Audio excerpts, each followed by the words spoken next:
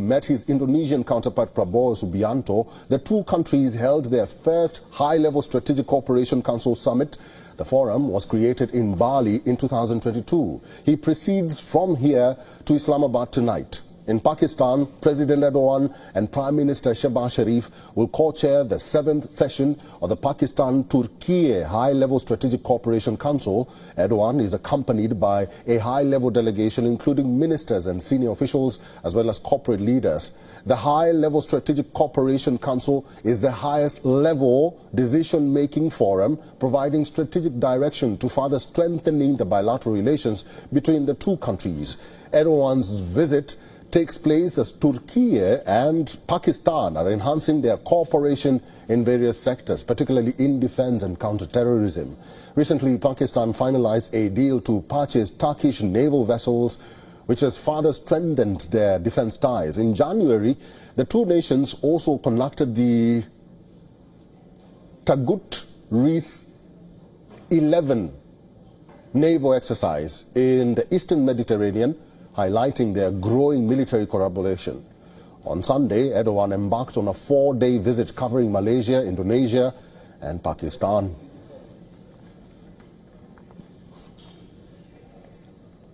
Well, Eric, if the visuals are to speak for themselves, and where I'm standing at the D-Chalk, it would be an answer in itself. Flags have been fluttering all across the D-Chalk, all across the Constitution Avenue, and the route which the Turkish president will be taking from the Nur Khan Air Base when his plane lands in less than 2 hours from now here in Islamabad. This is the route that he will be taking from Nur Khan to the Constitution Avenue and onwards to the Prime Minister House that is right behind me. His plane will be escorted by the Pakistan Air Force planes the moment it enters the Pakistani airspace. He will also be given a guard of honor, a fly past as well, for which we've seen the Pakistan as well that struggles with quote-unquote legitimacy issues. With that being said, this visit largely focuses on defense cooperation and MOUs with regards to bilateral trade, bilateral cooperation, exchanges, people-to-people exchanges. They are also in the pipeline, but the main thrust of this visit focuses on the defense side, and as per the reports, Pakistan and Turkey look forward to developing a joint fighter aircraft, a 5th generation joint fighter aircraft as well, which will be inked during this visit. सदर रजब तैयब उर्दगान का काफिला जो है, कारवां जो है, वो वज़ीर आज़म हाउस की तरफ रमा दमा है। पूरा प्रोटोकॉल इनको दिया जा रहा है। आपको बताएं कि आला सतह के प्रोटोकॉल होता है जिसमें तुर्की के सदर रजब तैयब उर्दवान जो हैं वो मौजूद हैं और वज़ीर आज़म हाउस की तरफ जा रहे हैं, जहाँ पे वज़ीर आज़म शहबाज शरीफ उनका वज़ीर आज़म प्राइम मिनिस्टर हाउस में इस्तकबाल करेंगे और वहाँ पे इनको गार्ड ऑफ ऑनर भी पेश किया जाएगा और मुख्तलिफ शख्सियात के साथ मुलाकात भी होगी। वज़ीर आज़म शहबाज शरीफ के साथ उनका जो है बाकायदा जो है, आपको बताएं कि वहाँ पे हो सकता है कि मुश्तरका प्रेस कॉन्फ्रेंस भी की जाए वज़ीर आज़म और इनके साथ सदर रजब तैयब उर्दगान के साथ। आपको ये बताएं कि नाज़रीन के इस मुलाकात के दौरान हो सकता है कि आज यकीनी बात है, इम्कानात हैं इस बात के कि बहुत से MOUs पे दस्तखत किए जाएंगे, बहुत सारे मुआहदे किए जाएंगे, उनकी तजदीद की जाएगी और जगह जगह बोर्ड लगाए गए हैं, होर्डिंग्स लगाई गई हैं। पाकिस्तान और तुर्की के परचम जो हैं वो एक साथ लहराए गए हैं। तस्वीर आवेज़ा की गई हैं रजब तैयब उर्दगान की और पाकिस्तानी जो हमारे रहनुमा हैं मियाँ शहबाज शरीफ और सदर आसिफ अली जरदारी, बिलावल भुट्टो जरदारी और दीगर की। आप देख रहे हैं ये गाड़ी है सदर तैयब रजब उर्दगान की, जिसको पूरे प्रोटोकॉल में वज़ीर आज़म हाउस की तरफ ले जाया जा रहा है।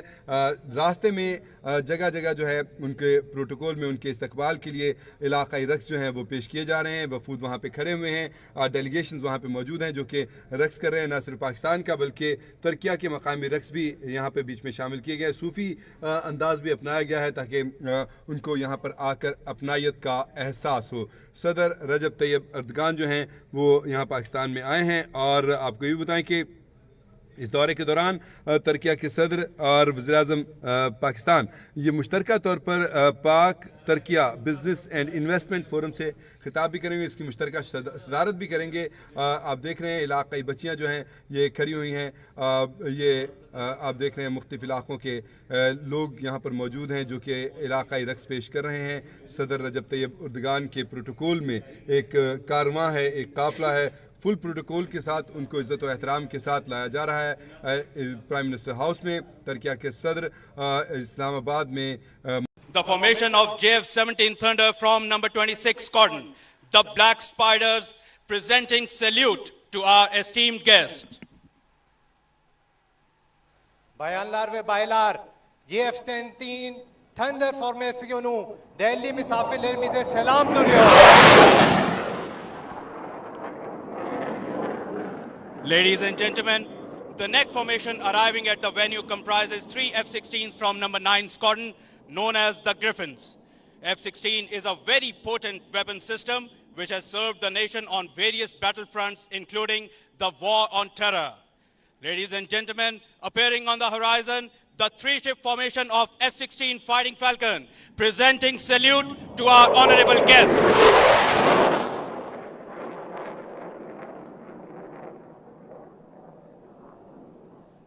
Yaşasın Pakistan, Türkiye dostluğu.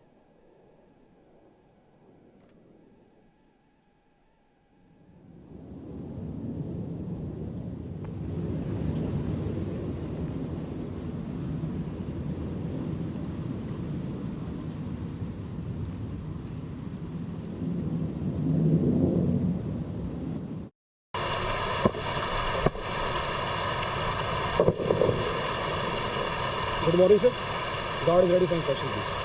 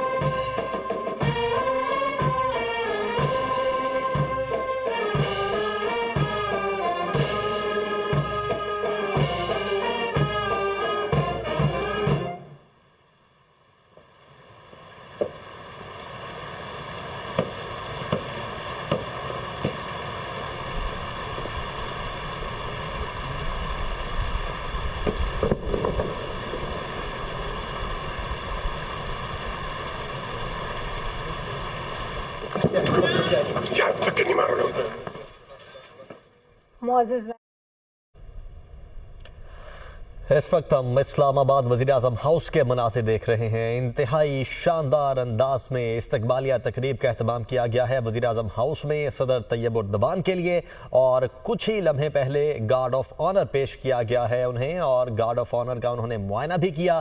اور اب ہم مناظر دیکھ رہے ہیں، ترک صدر موجود ہیں، خاتون اول موجود ہیں ترکیے کی، اور وزیراعظم شہباز شریف اپنی ٹیم سے ان کا تعارف کروا رہے ہیں۔ وفاقی وزیر احسن اقبال سے ان کا تعارف کروایا वज़ीर ख़ारिजा इसहाक़ डार से तारुफ़ करवाया और इस वक्त जो वज़ीर ख़ज़ाना मोहम्मद औरंगज़ेब हैं उनसे तारुफ़ करवा रहे हैं। और यकीनन वज़ीर आज़म शहबाज शरीफ इसके साथ साथ जो दीगर वज़रा हैं उनका भी तारुफ़ करवा रहे हैं। खालिद मकबूल सिद्दीकी का तारुफ़ करवाया और अभी अता तारड़ का तारुफ़ करवा रहे हैं।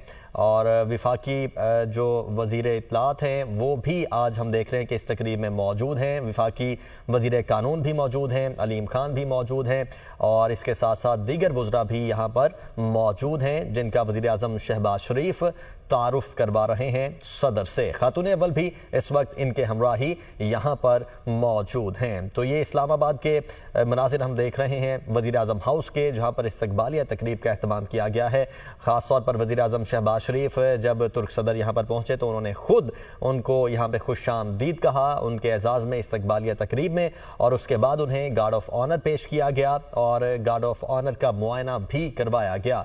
इंतहाई शानदार मनाज़िर आज हम विटनेस कर रहे हैं। इसके साथ साथ अभी जो विफाकी वज़रा यहाँ पर मौजूद हैं, विफाकी वज़रा की टीम जो यहाँ पर मौजूद है वज़ीर आज़म शहबाज शरीफ की, उनसे वज़ीर आज़म शहबाज शरीफ तारुफ़ करवा रहे हैं। वज़ीर इत्तलात से इस वक्त तारुफ़ करवा रहे हैं वज़ीर आज़म शहबाज शरीफ और अभी वज़ीर IT शिज़ा फ़ातिमा हम देख रहे हैं कि वो यहाँ पर मौजूद हैं, उनसे भी तारुफ़ करवा रहे हैं। जितने भी विफाकी वज़रा हैं वो यहाँ पर मौजूद हैं। वज़ीर आज़म शहबाज शरीफ की जितनी भी टीम है वो यहाँ पर मौजूद है। और कल जब हमने देखा कि नूर खान एयरबेस पर वज़ीर आज़म शहबाज शरीफ उनका इस्तकबाल करने के लिए मौजूद थे तो तब भी कुछ विफाकी वज़रा वहाँ पर उनके साथ ही मौजूद थे। सदर आसिफ अली ज़रदारी भी नूर खान एयरबेस पर मौजूद थे, उन्होंने तुर्क सदर का इस्तकबाल किया था। और आज इस्लामाबाद में वज़ीर आज़म हाउस के मनाज़िर हम देख रहे हैं। खातून अव्वल भी मौजूद हैं तुर्की की और सदर तैयब उर्दवान भी यहाँ पर मौजूद हैं और विफाकी वज़रा के साथ तारुफ़ कर रहे हैं। इस्तकबालिया तकरीब का अहतमाम किया गया है और शानदार इस्तकबालिया तकरीब है। इसके साथ साथ कुछ देर लम्हे जो हमने मनाज़िर देखे वो इनके रूट के मनाज़िर देखे, शहर इक़्तिदार के मनाज़िर देखे। शहर इक़्तिदार की अगर हम बात करें तो यकीनी तौर पर शहर इक़्तिदार इस वक्त बहुत ही खूबसूरत मंजर पेश कर रहा है। तुर्क सदर के दौरे के मौके पर हम देख रहे हैं कि विफाकी दारुल हुकूमत को भी सजाया गया है। शाहराहों और चौराहों पर खैर मकदमी बैनर्स और दोनों ममालिक के परचम्स भी आवेज़ा किए गए हैं। और वज़ीर आज़म शहबाज शरीफ की खुसूसी दावत पर सदर उर्दवान पाकिस्तान का ये दौरा कर रहे हैं, उनके हमरा आला सतह का वफ्द भी मौजूद है।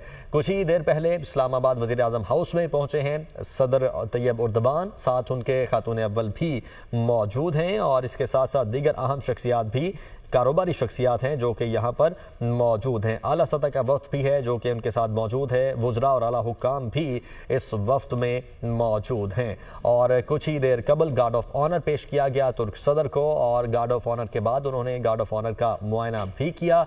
और इस वक्त जो वज़ीर आज़म शहबाज शरीफ की टीम है उनसे उन्होंने मुलाकात करवाई है और अभी वज़ीर आज़म शहबाज शरीफ मिल रहे हैं। जो आला सतह का वफ्द सदर तुर्की के साथ पाकिस्तान में आया है उससे इस वक्त वज़ीर आज़म शहबाज शरीफ मिल रहे हैं, मुसाफा कर रहे हैं।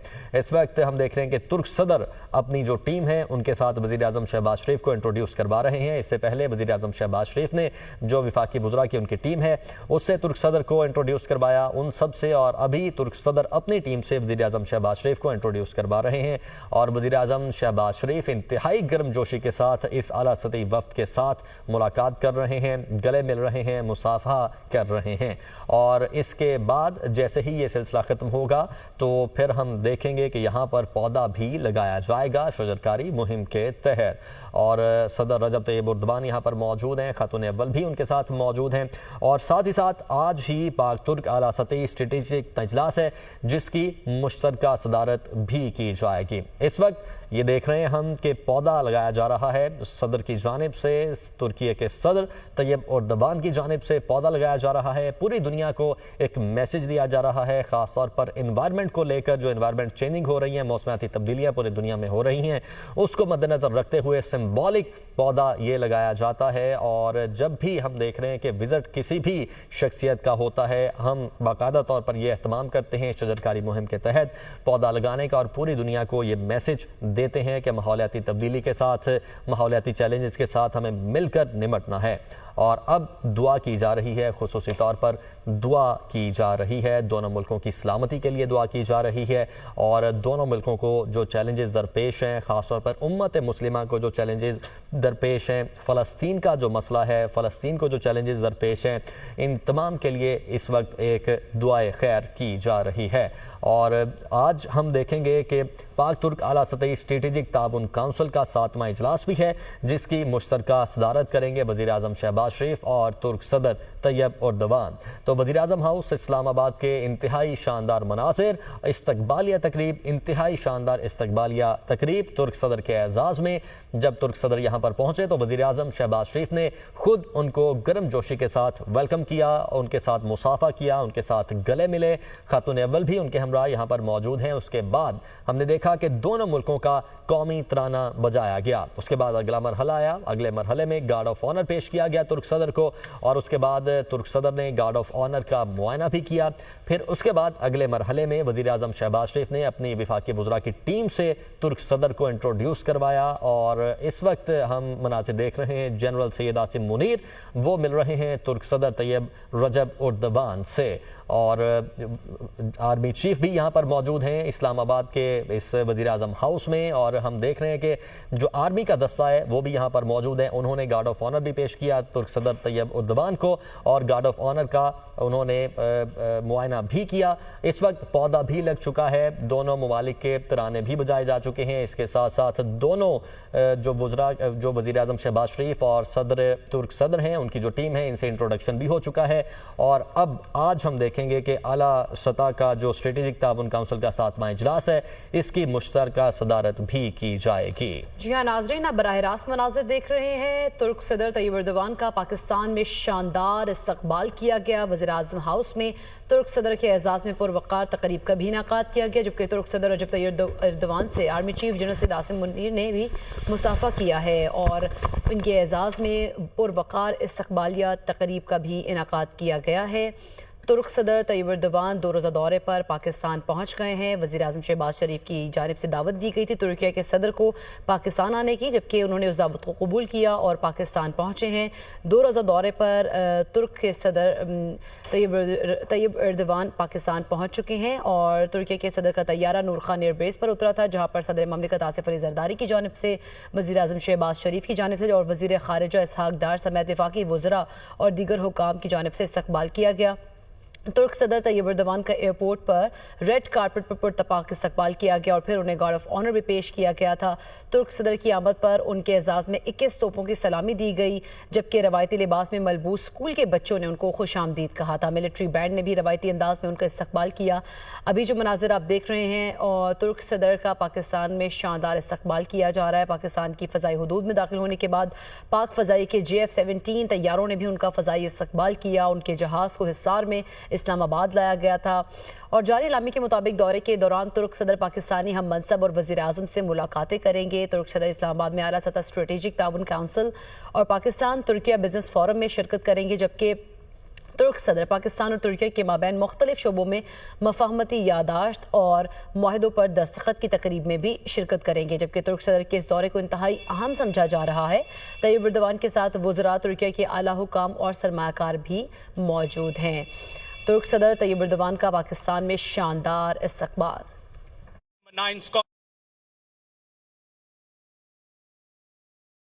System which has served the nation on various battlefronts, including the war on terror.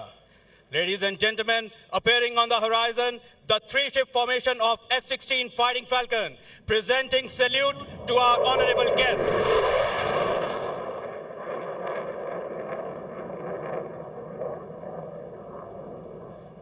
Yaşasın Pakistan, Türkiye dostluğu.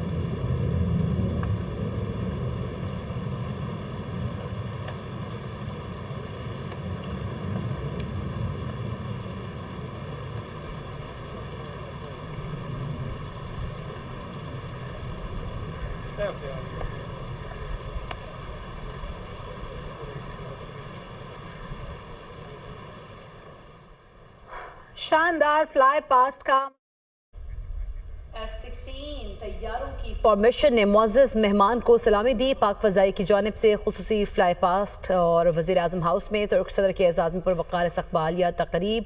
तुर्क सदर रजब तय्यिब एर्दोग़ान के लिए पाक फ़ज़ाई का खुसूसी फ्लाई पास्ट मनाज़र आपने देखे। F-16 तैयारों की फॉर्मेशन ने मुअज़्ज़ज़ मेहमान को सलामी भी दी है। और अभी आप मनाज़र देख रहे हैं तुर्की के सदर वज़ीर आज़म शहबाज शरीफ उनके हमरा इस वक्त जा रहे हैं और 2 रोज़ा दौरे पर तुर्क सदर पाकिस्तान पहुँचे हैं। वज़ीर आज़म शहबाज शरीफ की जानिब से उनको पाकिस्तान आने की दावत दी गई थी और पाकिस्तान पहुँचने पर गार्ड ऑफ ऑनर पेश किया गया, जिसका मुज़ाहरा तुर्क सदर ने किया। और वज़ीर आज़म हाउस आमद पर शहबाज शरीफ ने तुर्क सदर और खातून अव्वल का पुरतपाक इस्तक़बाल किया और उनके एज़ाज़ में सलामी भी दी गई। दोनों ममालिक के कौमी तराने भी पेश किए गए थे। वज़ीर आज़म शहबाज शरीफ ने मेहमान खुसूसी को वफाकी काबीना के अरकान से फ़र्दन मुलाकात भी करवाई और तुर्क सदर के हमरा खातून अव्वल भी हैं, जबकि सरमायाकार और ताजिर रहनुमा भी उनके हमरा हैं। और नूर खान एयरबेस पर गुज़श्ता रात जब पहुँचे तो उनका सदर पाकिस्तान आसिफ अली ज़रदारी और वज़ीर आज़म शहबाज शरीफ ने इस्तक़बाल किया। तुर्की के सदर रजब तय्यिब एर्दोग़ान को 21 तोपों की सलामी भी पेश की गई। आपको बताएं कि तुर्क सदर का एयरपोर्ट पर रेड कारपेट पर पुरतपाक इस्तक़बाल किया गया था, गार्ड ऑफ ऑनर पेश किया गया था और रवायती लिबास में मलबूस स्कूल के बच्चों ने उनको खुशामदीद कहा। मिलिट्री बैंड ने भी रवायती अंदाज में उनका इस्तक़बाल किया। पाकिस्तान की फ़ज़ाई हुदूद में दाखिल होने के बाद पाक फ़ज़ाई के JF-17 तैयारों ने उनका फ़ज़ाई इस्तक़बाल किया और उनके जहाज़ को हिसार में इस्लामाबाद लाया गया। और इसके साथ साथ कुछ ही देर पहले F-16 तैयारों की जानिब से भी फॉर्मेशन की ने मुअज़्ज़ज़ मेहमान को सलामी दी है और पाक फ़ज़ाइया का खुसूसी फ्लाई पास्ट का मुज़ाहरा भी देखा आपने। वज़ीर आज़म शहबाज शरीफ ने मेहमान खुसूसी को वफाकी काबीना के अरकान से भी फ़र्दन मुलाकात करवाई है और तुर्क सदर इस्लामाबाद में आला सतह स्ट्रेटेजिक ताउन काउंसिल और पाकिस्तान तुर्किया बिज़नेस फोरम में शिरकत करेंगे। इसके अलावा तुर्क सदर पाकिस्तान और तुर्किया के माबैन मुख्तलिफ शोबों और मुख्तलिफ यादाश्तों पर मुआहिदों के ऊपर दस्तखत की तकरीब में भी शिरकत करेंगे। जबकि तुर्क सदर के इस दौरे को इंतहाई अहम समझा जा रहा है। तय्यिब एर्दोग़ान के साथ वज़रा तुर्किया के आला हुकाम और सरमायाकार भी मौजूद हैं। तुर्क सदर ने काबीना अरकान से मुसाफा भी किया। तुर्की के सदर तय्यिब एर्दोग़ान का पाकिस्तान में शानदार इस्तक़बाल किया गया है। वज़ीर आज़म हाउस में तुर्क सदर के एज़ाज़ में May I now invite His Excellency Mr. Rajab Tayyip Erdoğan, President of the Republic of Turkey, for his kind remarks. Şimdi Türkiye Cumhurbaşkanı Sayın Recep Tayyip Erdoğan'ın konuşmalarını yapmalarını arz ederim. Thank you. Bismillahirrahmanirrahim. Sayın Başbakan, aziz kardeşim, kıymetli heyet üyeleri, saygıdeğer basın mensupları, sizleri en kalbi duygularımla selamlıyorum. Esselamu aleyküm ve rahmetullahi ve berekatuhu. İkinci evimiz olarak gördüğümüz Pakistan'ı ziyaret etmekten bahtiyarlık duyuyorum. Türkiye ve Pakistan kadim ve sarsılmaz kardeşlik hukukuyla birbirine bağlı iki büyük ülkedir. His Excellency, Mr. Prime Minister, my esteemed brother, honorable members of the delegations, respected members of the press, I would like to salute you all with my most heartfelt emotions and respectful regards. I'm delighted to visit Pakistan, which we regard as our second home. Turkey and Pakistan are two great countries bound by an ancient and unshakable brotherhood. Bu topraklarda yaşayan Müslümanların Çanakkale ve İstiklal Harbimize verdiği destek, Pakistan'ın kurucuları Kaid-i Azam Muhammed Ali Cinnah ve Allame Muhammed İkbal'in Cumhuriyetimizden ilham almaları müstesna ilişkilerimizin en çarpıcı örnekleridir. The support given by the Muslims living in this land during our Gallipoli and War of Independence, the founders of Pakistan, Quaid-e Azam, Muhammad Ali Jinnah, and Allama Muhammad Iqbal, drew inspiration from our republic and the exceptional relations that we sustained between our peoples. Sayın Cumhurbaşkanı Asif Ali Zerdari'nin büyük dedesi Han Bahadır Hasan Ali Efendi, Peşaverli Abdurrahman Bey, Muhammed Ali ve kardeşi Mevlana Şevket Ali bugün de rahmetle yad ettiğimiz ortak kahramanlarımızdır. The relations sustained between our peoples are striking examples of our enduring bond. I would like to mention the great-grandfather of President Asif Ali Zardari, Khan Bahadur Hassan Ali Effendi, Peshawari Abdurrahman Bey, and Muhammad Ali, and his brother Mevlana Şevket Ali are our common heroes whom we continue to honor with gratitude. Pakistan'ın milli şairi Muhammed İkbal'in Çanakkale zaferine dair mısraları hepimizin hafızalarındadır. The verses by Pakistan's national poet Muhammad Iqbal regarding the Gallipoli victory are etched in our memories. Bu eşsiz, tarihi ve beşeri bağlarımızın ışığında 2009 yılında tesis ettiğimiz Yüksek Düzeyli Stratejik İşbirliği Konseyi bugün dayanışmamızı kurumsallaştıran en üst düzey mekanizmadır. In the light of these unique historical and human ties, the High-Level Strategic Cooperation Council, which was established in 2009, is now the highest level mechanism that institutionalizes this ancient friendship. Konseyimizin 7. toplantısını biraz önce tamamladık. Toplantımızda münasebetlerimizi daha da güçlendirme noktasında mutabık kaldık. In the 7th session of our council, which we have just concluded, we have agreed to further strengthen our relations.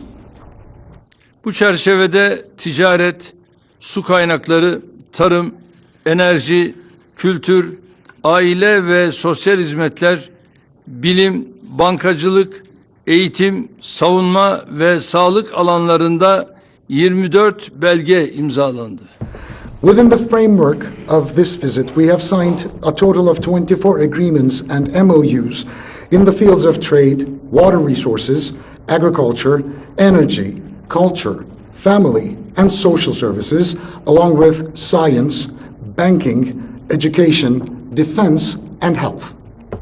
Kıymetli basın mensupları, konsey toplantısı öncesinde kardeşim Şahbaz Şerif'le yaptığımız görüşmede İkili ilişkilerimizin yanı sıra bölgesel ve küresel gelişmeleri etraflıca değerlendirdik.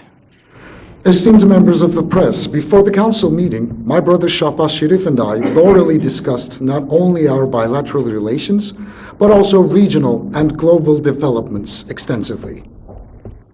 Cumhurbaşkanı Sayın Asif Ali Zardari ile birazdan yapacağımız görüşmede de ortak gündemimizde öne çıkan konuları istişare edeceğiz.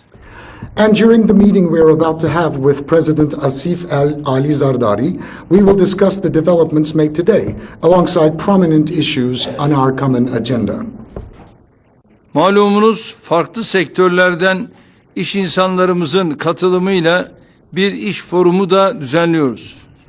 And as you are aware, we are also holding a business forum with the participation of businessmen from various sectors. Ekonomik işbirliğinin lokomotifi olan yatırımcılarımızı Pakistan'da daha fazla faaliyette bulunmaya teşvik ediyoruz. We encourage our investors, who are the driving engines of economic cooperation, to engage more in Pakistan and develop flagship projects. Sayın Başbakan'la ticaret hacmimizi 5 milyar dolar hedefine ulaştırmak üzere çalışmalarımızı artırmada hemfikiriz. We have agreed with Prime Minister Sharif to continue our efforts to reach a goal of $5 billion trade volume between Turkey and Pakistan. Bu amaçla ilk aşamada mevcut mal ticareti anlaşmamızın kapsamını genişletmeyi değerlendirdik. And to this end, we have considered expanding the scope of our current goods trade agreement within the first stage. Askeri diyalogumuz ve savunma sanayi işbirliğimizin ticaret ve yatırım ilişkilerimizi çarpan etkisiyle büyüttüğünü gördük. We have observed that our military dialogue and cooperation in defense industries have grown our trade and investment relations exponentially. Tedarik, satış ve ortak üretim dahil olmak üzere Pakistan'la yürüttüğümüz projeleri ilerletme irademizi teyit ettik. We have reaffirmed our determination to advance the projects and potential areas of cooperation with Pakistan, including procurement, sales, and joint manufacturing. Değerli basın mensupları, Türkiye ve Pakistan arasındaki müstesna ilişkilerin bir diğer göstergesi de en zor zamanlardaki dayanışmamızdır.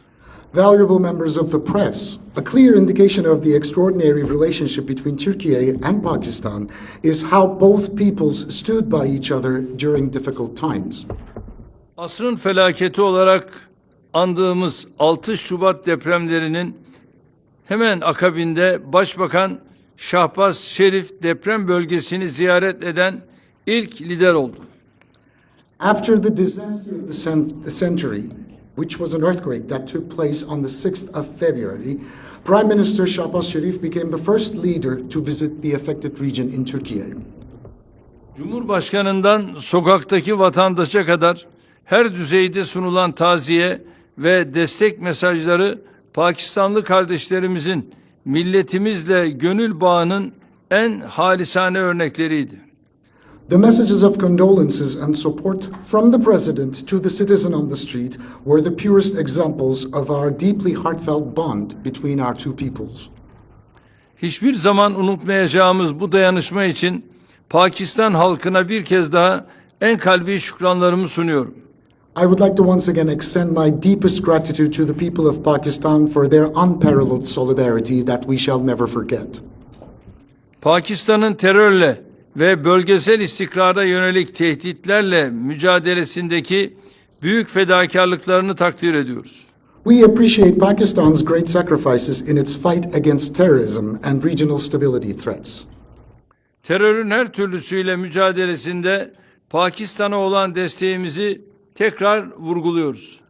We would like to re-emphasize our unconditional support to Pakistan in its fight against all forms of terrorism. Pakistan'da yaşanan terör saldırılarında şehit düşen askerler ile hayatını kaybeden Pakistanlı kardeşlerimize Allah'tan rahmet, yaralılara acil şifalar diliyorum. We express our condolences to the heroic soldiers martyred in terrorist attacks in Pakistan and to the Pakistani citizens who have lost their lives. I pray for an expeditious recovery for the wounded and I pray mercy for the martyrs. Biz de YPG, PKK, DAEŞ ve FETÖ dahil terörün her türüyle mücadelemizde Pakistan'ın güçlü desteğini hissediyoruz. We have also felt Pakistan's strong support in our fight against terrorism, including terrorist organizations such as YPG, PKK, ISIS, and FETÖ.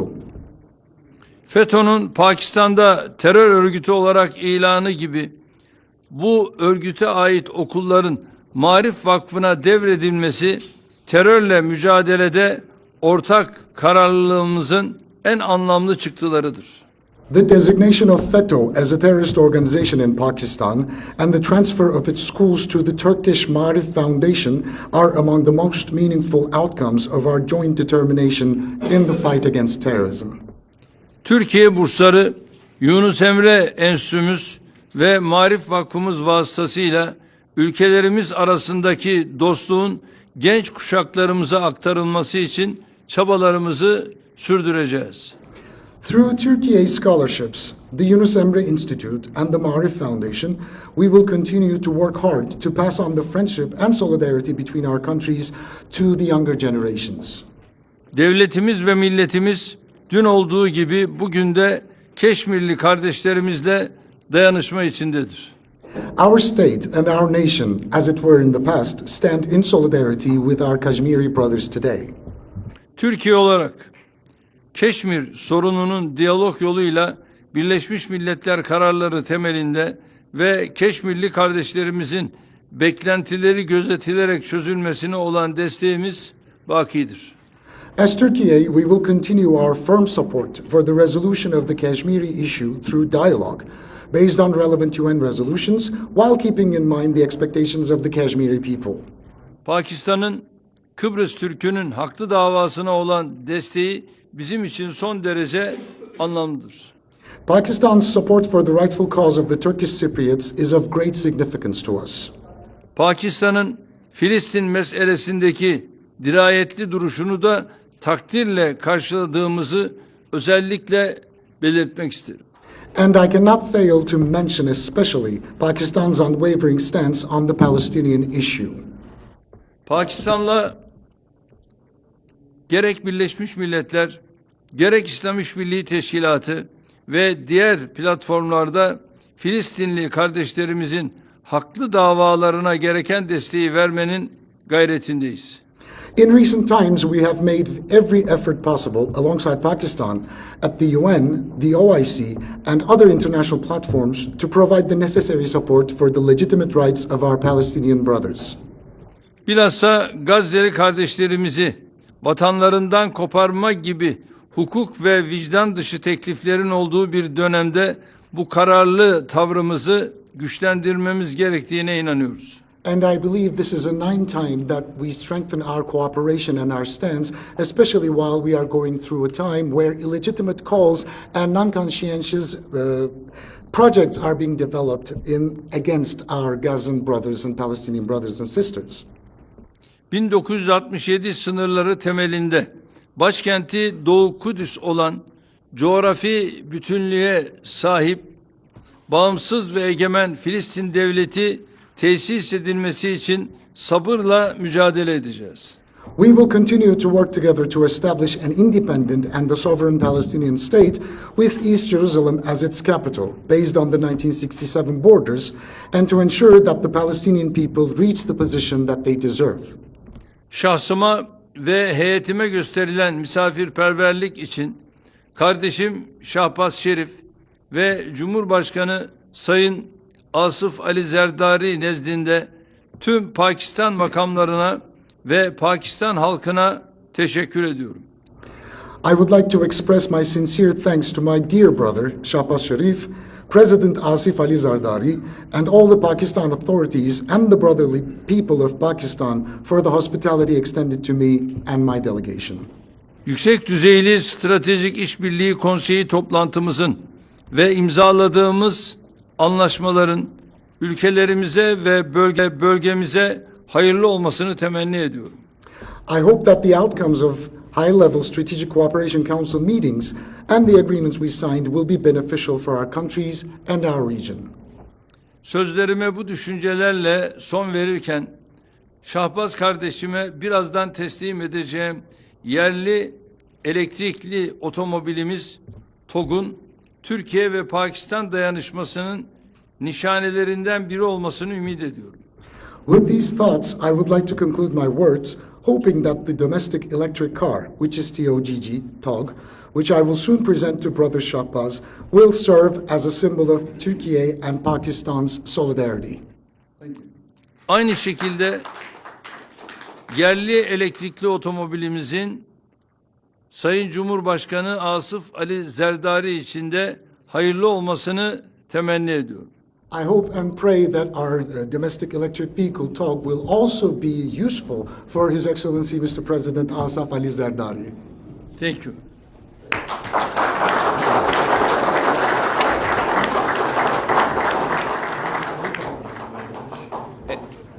Excellencies, with this we conclude our today's ceremony. All honorable guests are requested to kindly proceed for the luncheon banquet. Thank you. Rahim, my dear brother, Your Excellency President Rajab Tayyip Erdogan, distinguished members of Turkish delegation, esteemed members of Pakistani delegation, dear members of the press, ladies and gentlemen, Assalamu alaikum and a very good afternoon.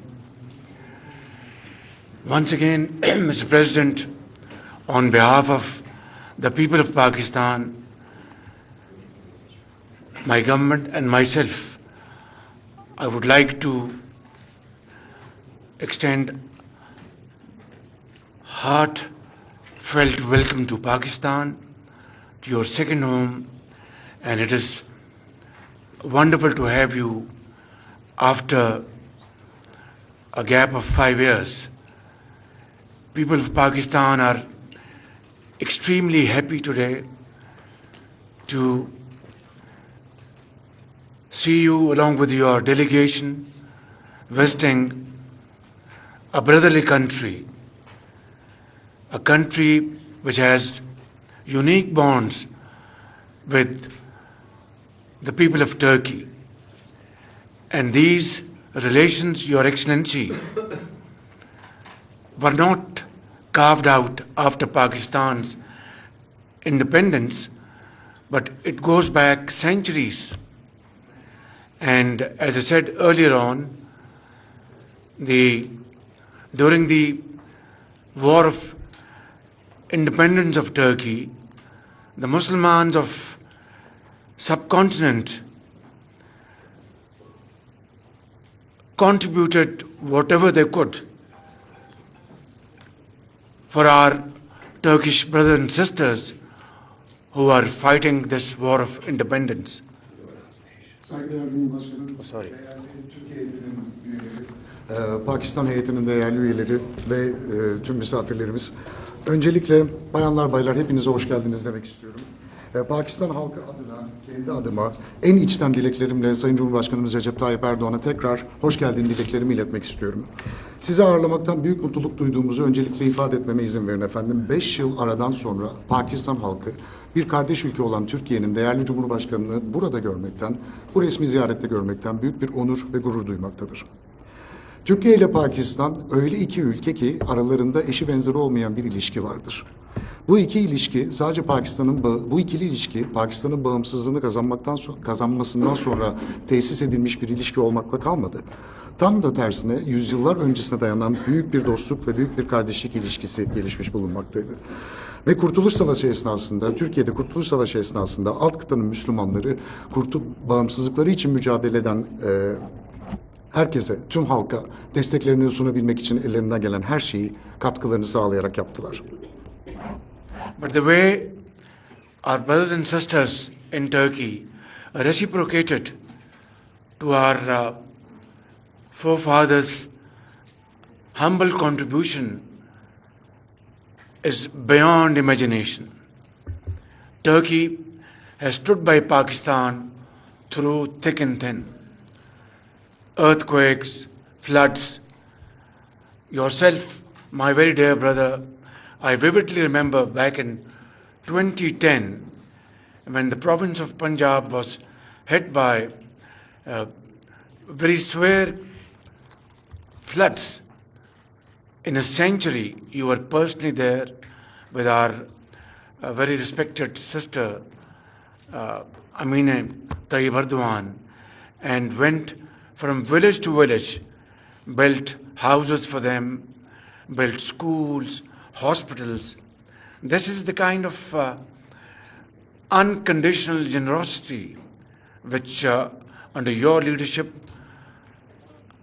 the government of Turkey and the people of Turkey contributed towards Pakistan at that time of distress and difficulty. Bizim atalarımız Kurtuluş Savaşı esnasında sizlere sağlamış oldukları alçak gönüllü katkılarının arkasından Türkiye'de Pakistan'ın her zor zamanında, her zor anında yanında olmaya devam etmişti Sayın Cumhurbaşkanım. Depremlerde, sellerde, doğal afetlerde her zaman Türkiye'yi yanımızda bulduk. Çok net hatırlıyorum, 2010 yılındaydı. Pencap eyaleti neredeyse sellerle tamamen yok olmuş vaziyetteydi ve sizler o zaman kendi vizyonunuzla, kendi desteklerinizle bizim yanımızda olduğunuzu hep hissettirmiştiniz.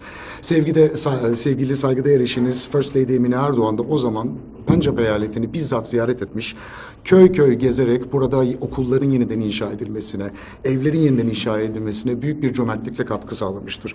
Bu hiç şüphesiz ki şartsız ve koşulsuz bir cömertlikti ve bunu her zaman sizin liderliğinizde hissetmiş olduk. Your Excellency, I am reminded at this moment of the timeless words of Maulana Jalaluddin Rumi, "In compassion and grace, be like the sun. In generosity and helping others, be like a river." Ve tam da bu zamanda sizinle tekrar bir araya gelmişken ve bu felaketlerden bahsetmişken özellikle Mevlana Celaleddin Rumi'nin çok bilinen bir dörtlüğünü hatırlamak istiyorum sizlerle birlikte. Şefkatte güneş gibi ol, cömertlikte nehir gibi ol. The spirit of compassion and generosity has been the guiding principle of the enduring partnership between Pakistan and Turkey. And I have no doubt in my mind that this brotherhood, this fraternal relation will get stronger by the time, and your visit to Pakistan today has given a new level to our brotherly relations. Sayın Cumhurbaşkanım, şefkat ve cömertlikten bahsetmişken ortaklığımızın en temel yapı taşlarını oluşturan bu unsurların her daim geçerliliğini koruyacağına olan inancım tam. Çünkü Türkiye ile Pakistan arasındaki dostluk hakikaten de her zaman güçlenmeye devam etmiş ve her zaman da güçlenmeye devam edecektir diye düşünüyorum. Bugün geldiğimiz şartlar itibariyle ikili ilişkilerimizin de yepyeni bir safhaya doğru evriliyor olmasını görmek de bu şiar doğrultusunda bizleri çok mutlu ediyor. My dear brother, you are a very important and highly respected leader of the Islamic world.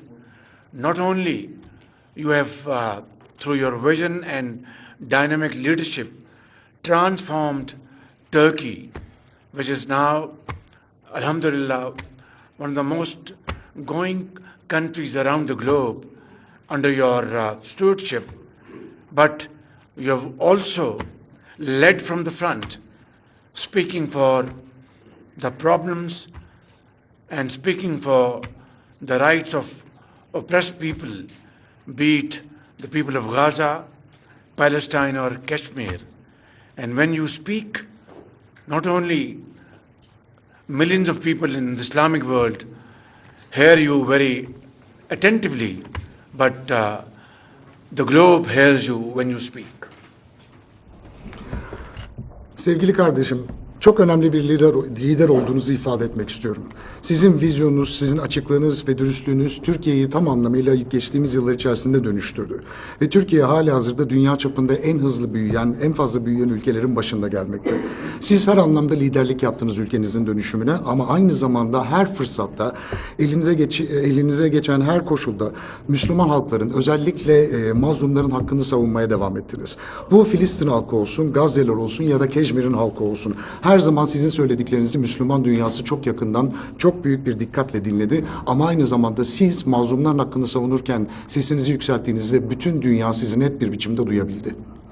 Your Excellency, Turkey has always stood by the just cause of the people of occupied Jammu and Kashmir, and you have always maintained your stance loud and clear. And similarly, Pakistan fully supports the cause of Northern Cyprus and fully stands by Turkey on this cause in an unwavering fashion. Sayın Cumhurbaşkanım, sizler her zaman özellikle işgal altındaki Cemmu Keşmir bölgesinde halkın yaşayanlarına dikkat çektiniz ve bu konuda duruşunuzu çok net bir biçimde ortaya koydunuz. O halkın yanında oldunuz. Bizler de benzer bir şekilde Türkiye'nin Kuzey Kıbrıs pozisyonuyla ilgili çok net bir duruş sergiledik ve her zaman da Türkiye'nin yanında olmaya devam ettik. Thank you very much for your heartfelt appreciation for the sacrifices the people of Pakistan and the armed forces of Pakistan have given to defeat terrorism. And this menace of terrorism is a common factor for Pakistan and Turkey. And together we will fight this menace, and we will not rest until we defeat this for all times to come. Afghanistan is a neighboring country, and we expect that Afghanistan will cooperate in fighting terrorism and not spreading terrorism.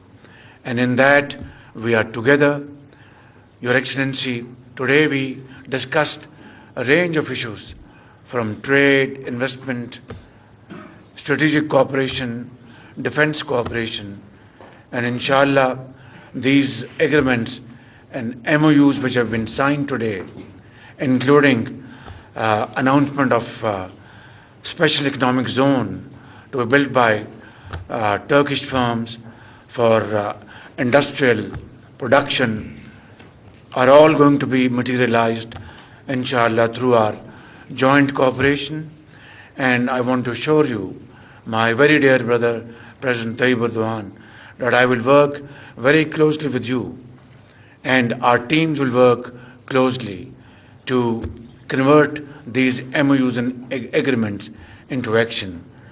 Thank you very much for your visit. We are extremely grateful for your time and commitment to the people of Pakistan. And long live Turkey-Pakistan friendship and brotherhood.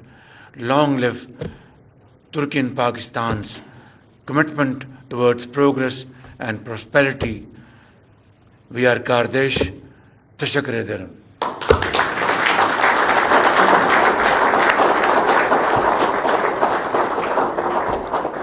Sayın Cumhurbaşkanım, Pakistan'ın ve Pakistan Silahlı Kuvvetleri'nin halkıyla beraber vermiş olduğu haklı mücadeleye her fırsatta destek olduğunuz için sizleri en kalbi duygularımla takdir ettiğimi ve sözlerinize müteşekkir olduğumu ifade etmek istiyorum. Halkımız teröre karşı ve silahlı kuvvetlerimiz teröre karşı ciddi bir mücadele verirken Pakistan ve Türkiye'nin ortak düşmanı olan terörizmi bertaraf etmek için ciddi biçimde kayıplar yaşarken bu noktada her zaman sizlerin desteğini yanımızda hissettik ve hissetmeye devam edeceğimizi de biliyoruz. Afganistan kaynaklı olan bazı terör saldırılarıyla mücadele ederken bizler Afganistan'ın bu mücadeleye katkı sağlamasını istiyoruz. Terörizmin Afganistan'dan yayılmasını istemiyoruz. Dolayısıyla burada sizlerin de bu noktadaki desteğinize her zaman müteşekkir olduğumuzu hatırlattıktan sonra bugünkü gündemimizle ilgili biraz konuşmak istiyorum. Ticaret, yatırım, stratejik işbirliği, savunma, tarım ve iletişim gibi çok çeşitli konularda bugün onlarca mütabakat zaptı ve özel anlaşmalar imzaladık. Bununla beraber özel ekonomik bölgenin kurulması hem Türk hem Pakistan iş dünyasına yatırım konusunda böyle bir fırsat sunulabilmesi, imalat sanayi noktasında bütün kapasitemizin kullanılabilmesine imkan verecek olan bu girişimlerin yapılması bizleri çok mutlu ediyor. Ortak işbirliğimizin bu ve benzeri girişimlerle büyüyor olmasından dolayı büyük bir kıvanç duyuyorum. Umarım bu noktadaki kararlılığımız devam eder.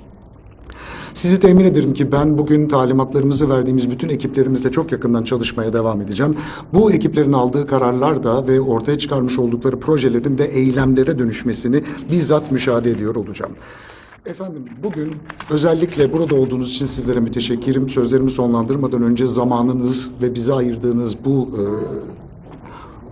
bu ziyaretiniz için müteşekkir olduğumu ifade etmek istiyorum. Pakistan ve Türkiye dostluğu sonsuza kadar yaşasın.